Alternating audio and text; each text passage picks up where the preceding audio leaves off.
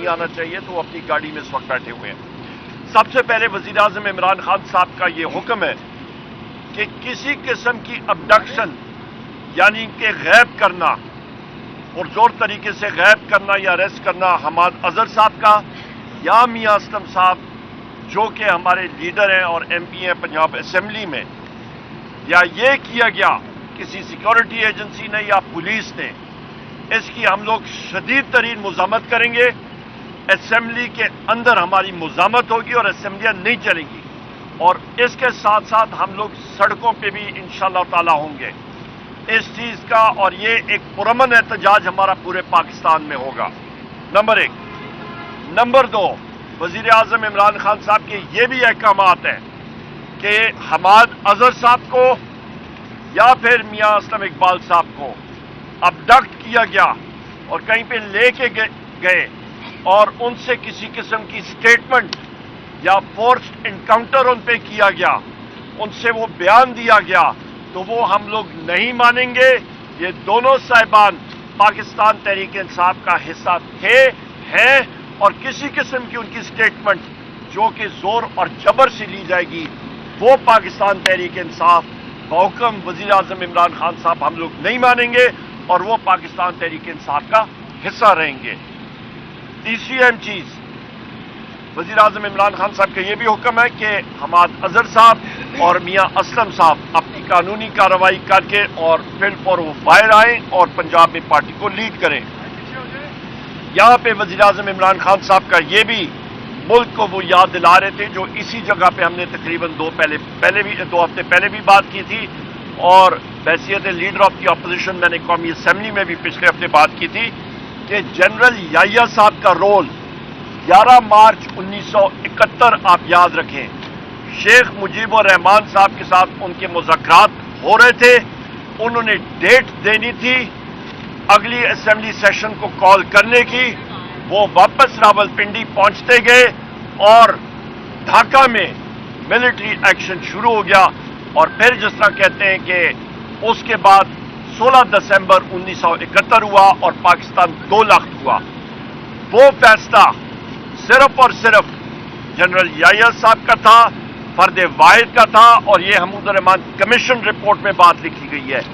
اس وقت بھی جو فیصلے ہو رہے ہیں وزیر اعظم صاحب نے واضح طور پہ کہا ہے کہ یہ فرد واحد کے ہیں، اور جس طرح کی 1971 میں پاک فوج ان فیصلوں میں ملوث نہیں تھی، صرف ایک واحد شخص کا فیصلہ تھا جنرل یحییٰ کا، جو چیف مارشل اور ایڈمنسٹریٹر بھی بننا چاہ رہا تھا اور پریزیڈنٹ بھی، اور دونوں پوزیشنیں رکھنا چاہ رہا تھا، اور اس فرد واحد کے فیصلے سے ملک 2 لاکھ ہوا۔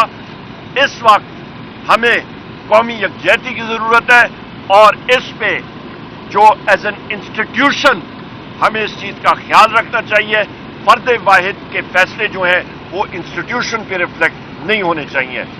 دوسری اہم بات کہ یہاں پہ انٹر سروسز انٹیلیجنس ایک پریمیئر انٹیلیجنس ایجنسی ہے، اس کو پروفیشنل اپنا کام کرنا چاہیے، اس کو پولیٹیسائز نہیں ہونا چاہیے، اور اس کی پولیٹیسائزیشن یا ہوگی اس سے وہ ادارہ جو ہے وہ کمزور ہوگا، اور اس کا الٹیمیٹلی نقصان پاکستان کو ہی ہوگا اور پاکستان کے مفاد کو۔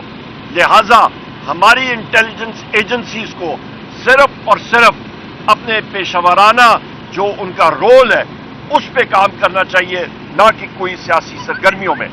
جس طرح کہ 6 ججز نے تحریری طور پہ لکھا ہے چیف جسٹس آف پاکستان کو، اور انہوں نے سپریم جوڈیشل کاؤنسل کو لکھا، اور انہوں نے انٹیلیجنس ایجنسیز کو رول کو ہائی لائٹ کیا، اور بالخصوص ISI کے رول کو ہائی لائٹ کرتے ہوئے کہا کہ ان کے گھریلو لوگوں پہ پریشر ڈالا گیا، ان کو زد و کوب کیا گیا، یہ چیزیں نہیں ہونی چاہیے ایک پروکار اور ایک معظم معاشرے میں۔ اس کے ساتھ ساتھ میں یہ بھی کہتا چلوں جی ہاں، اور دوسری اہم بات یہاں پہ یہ بھی میں کہتا چلوں کہ وزیر اعظم عمران خان صاحب یہ بھی اس چیز پہ زور دے رہے تھے کہ پاکستان کی معیشت وہ ڈگمگا رہی ہے، کشتی ڈوب رہی ہے بدقسمتی سے۔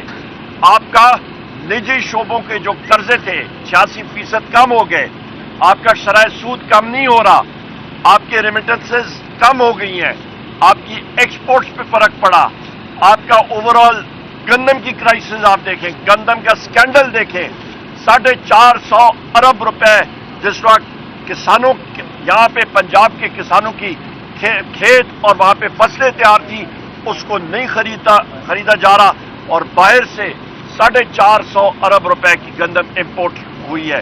कश्मीर में आप देखें फसादात हुए, वफाकी हुकूमत उसकी जिम्मेदार है। 3 अरब रुपए उन्होंने बिजली और गंदम की सब्सिडी में रिलीज करना था, वो उन्होंने नहीं किया। कश्मीर की अवाम के पेट पे वफाकी हुकूमत और शहबाज शरीफ ने ज़रब लगाई और उसका खमियाजा आज पूरा मुल्क जो है वो भुगत रहा है। लोग हमें कह रहे हैं कि पाकिस्तान की आज़ाद कश्मीर में देखें क्या हो रहा है, हिंदुस्तान उंगलियां उठा के हमें मतलब पूरी दुनिया में जो है हमें निशाना बना रहा है। नुकसान किसका हुआ? पाकिस्तान का और कश्मीर कॉज का। जिम्मेदार कौन? इस वक्त की वफाकी हुकूमत, बैसाखियों पे फॉर्म 47 वाली हुकूमत। इसके साथ साथ वज़ीर आज़म इमरान खान साहब ने यह भी कहा कौम के लिए मैसेज है कि इंशाअल्लाह ताला हम लोग अपनी ये जलसों की तहरीक ये जारी रखेंगे, अपनी इत्तेहादियों जमातों के साथ तहरीक तहफ़्फ़ुज़ आईन पाकिस्तान के जरिए हमारे जलसे होते रहेंगे। जिस वक्त कॉल वज़ीर आज़म इमरान खान साहब ने कहा, जिस वक्त भी वो देंगे वो उनकी सवाबदीद है और उनकी मर्जी है, जब वो देंगे वो अपना टाइम देख के और उसके मुताबिक देंगे। और आखिर में मैं ये कहूँ कि जो मुलाकातें होती हैं वज़ीर आज़म इमरान खान साहब के साथ, हम लोग अदालत में भी जाएंगे, पर यहाँ पे आप ये मुआवजा करें, नवाज शरीफ या बाकी यहाँ पे जो लोग जेल में थे उनकी पूरी दिन भर मुलाकातें होती थी, वज़ीर आज़म साहब के साथ बहुत ही कम मुलाकात होती है और वो भी 20 से 25 मिनट से ज्यादा नहीं। ये आपके सामने जो है मैसेज हमने रखना था। मेरे साथियों में किसी ने यह बात करनी हो जरूर बात कर सकते हैं। हाँ जी, खवातीन के बारे में आप आके शनाना बीबी आप बेशक बात कर लें। खवातीन के हवाले से वज़ीर आज़म इमरान खान साहब ने जो बिलखसूस मैसेज दिया कि जो जुल्म और जबर हमारे यास्मीन राशिद साहिबा, बाकी हमारी जो यहाँ पे खवातीन पाबंद सलासल है, आलिया हमजा साहिबा हमारी बहन है, सनम साहिबा, फलक जावेद साहिबा हमारी बहन है, इन सारों के खिलाफ जो इस वक्त जुल्म सतम हो रहा है उसको हम लोग कंडेम करते हैं। यास्मीन राशिद साहिबा कैंसर सर्वाइवर है, आज भी अस्पताल उन्होंने जाना था। आप ये भी देखें, बुशरा बीबी का कोई किसी किस्म का तोशाखाना के साथ कोई ताल्लुक नहीं। इद्दत केस एक भोंडा केस, उसकी कोई ना सिर न पैर है और उनको सिर्फ और सिर्फ बुशरा बीबी को पाबंद सलासल रखा हुआ है, क्योंकि ये लोगों की खाम ख्याली है कि बुशरा बीबी के जरिए वो वज़ीर आज़म इमरान खान साहब को उनके ऊपर जोर डाला जाएगा। लोगों की हम लोग ये क्लियर मैसेज देना चाहते हैं कि बुशरा बीबी वज़ीर आज़म इमरान खान साहब की ताकत है, ना कि वो कमजोरी है। हम लोग अपनी खवातीन के लिए हर जगह पे इंशाअल्लाह ताला जो आपकी लीगल जंग है, कानूनी जंग है, वो लड़ेंगे और हमारी ये डिमांड है कि उनको फिलफौर रिहा किया जाए। बहुत शुक्रिया जी। तो ये बताइएगा कि जो बानी पीटीआई ज़ाहिर है जो जिस फर्द वाहिद की बात कर रहे हैं वो तो आर्मी चीफ ही है और उन्होंने कहा था कि वो आर्मी चीफ को एक खत में लिखेंगे, उस खत का क्या बना? और दूसरा ये बताइएगा कि गुज़श्ता कुछ मुलाकातों में ये तासुर मिला है कि जो इस वक्त पीटीआई की मौजूदा क़यादत है, उन्होंने जो एहतजाजी तहरीक का ऐलान किया था, लोग बाहर नहीं निकले, लीडरशिप बाहर नहीं निकली, जिस पर बानी पीटीआई ने भी तहफ़्फ़ुज़ात का इज़हार किया है और उन्होंने कहा कि जो लीडरशिप है वो बाहर निकले, इसलिए हमाद अज़हर मियाँ असलम वगैरह बाहर निकले हैं, तो वो फ्रंट फुट से लीड करेंगे। इसमें कितनी सदाकत है? दो चीजें हैं। सबसे पहले यहाँ पे क़यादत मौजूद है, additional secretary general Pakistan Tehreek Insaf, Umar Ayub secretary general Pakistan Tehreek Insaf, senior member core community member major Tahir Sadiq साहब, सूबाई सदर पीटीआई दाऊद शाह साहब, शंदाना गुलजार साहिबा हमारी MNA है, सीनियर रुकन है पाकिस्तान तहरीक इंसाफ की। हम लोग सारे बाहर हैं, हम लोग कोई घरों में नहीं बैठे हुए, पूरे पाकिस्तान का। मैं बलूचिस्तान गया, पिशीन गया, चमन गया, हम लोग मुख्तलिफ जगहों में जा रहे हैं, ग्राउंड पे जा रहे हैं। ये दूसरी बात है कि वो टाउट है एक, उसका नाम है डॉक्टर उस्मान, जो IG पंजाब है, जो कि मरियम नवाज के कहने पे और शहबाज शरीफ के कहने पे اس نے بیونڈ اپنی لائن کو مطلب اپنا وہ جو مینڈیٹ ہے اس سے تجاوز کرتے ہوئے وہ نہتے لوگوں پہ وہ ظلم کر رہے ہیں. پنجاب میں لوگوں کے گھروں میں جا کے پولیس گردی کی ہے انہوں نے, اس کو ہم لوگ کنڈیم کرتے ہیں, اس کے خلاف قانونی چارہ جوئی ہم لوگ کریں گے. لوگ ہمارے تیار ہیں اور آپ دیکھتے رہیے گا انشاءاللہ تعالی. ہمارا پاکستان تحریک انصاف کو ہر جگہ پہ جو ایڈمنسٹریشن ہے وہ جلسہ نہیں کرنے دیتے کیونکہ وہ ڈرتے ہیں پاکستان تحریک انصاف سے. عوام ہمارے ساتھ ہے, 180 سیٹیں پاکستان تحریک انصاف نے جیتی ہیں. وہ لوگوں کی ووٹوں سے 3 کروڑ ووٹ لوگوں نے دیے ہیں, باقی پارٹیاں ملا کے بھی ان کی اتنے ووٹ نہیں ہیں, اسی لیے وہ ہمیں جلسے کی اجازت نہیں دے رہے ہیں. پر انشاءاللہ ہم لوگ کریں گے. آرمی چیف کے گھر کے حوالے سے سر آپ کے اوپر جو حملہ ہوا ہے اس حملے کے تناظر میں سوشل میڈیا سے ایک مرتبہ پھر جو ریاستی ادارے ہیں ان کے اوپر جو ہے وہ الزام تراشی کی جا رہی ہے, جبکہ بانی پی ٹی آئی خود کہہ چکے ہیں کہ ہم جو ہے وہ مزاحمت نہیں کرنا چاہتے, ہم تو مفاہمت کرنے کے لیے تیار ہیں. آپ سمجھتے نہیں ہیں کہ آپ کی جماعت اور اداروں کے درمیان ایک مرتبہ پھر تناؤ جو ہے وہ پیدا ہو گیا؟ دیکھیں جی, میں نے بہت کلیئرلی قومی اسمبلی میں بھی اور یہاں پہ آرٹیکل 7 میں نے آپ کو پڑھ کے سنایا کہ آپ کا جو اسٹیٹ ہوتی ہے, اسٹیٹ کا جو ڈیفینیشن ہے وہ ہے قومی اسمبلی, فیڈرل گورنمنٹ, صوبائی اسمبلی, صوبائی حکومت. آپ کی ٹی ایم اے یا جو ادارے ٹیکس یا سیس کلیکٹ کر سکتے ہیں وہ آپ کا اسٹیٹ کا حصہ ہے. جو آپ کے سیکیورٹی ادارے ہیں وہ اسٹیٹ کا ٹول ہو سکتے ہیں, وہ اپنے اوپر جو اسٹیٹ کا لبادہ ہے وہ نہیں اوڑھ سکتے. آئینی طور پہ کلیئرٹی ہونی چاہیے اور ہم لوگ آئین اور قانون کی بالادستی اسی لیے چاہتے ہیں کہ پاکستان خوشحال ہو. اور ہم لوگ یہی موومنٹ ہماری پارٹیز کی اور ہماری جتنی الائنس کے ممبرز کی ہے.